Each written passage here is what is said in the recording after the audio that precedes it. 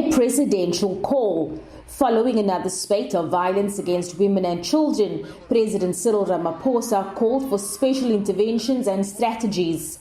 The National Prosecuting Authority, a partner in those strategies.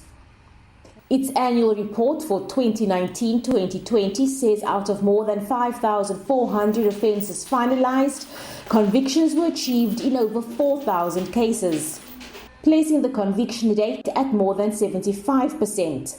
But the Women's Legal Centre says it's disingenuous to boast about these figures because you have to look at the conviction rate in relation to reported matters, not just cases that go to trial. Although the actual conviction rate has increased over the last financial year and is the highest in the last 5 years, the actual numbers of finalised matters has decreased steadily over the last 5 years, and this year is the lowest of the last 5 years.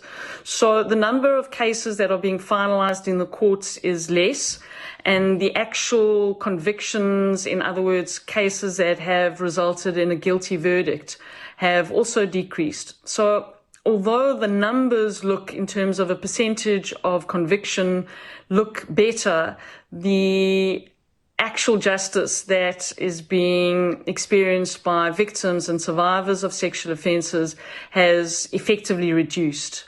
Pivy says the conviction rate needs to be seen in the context of how many cases are reported.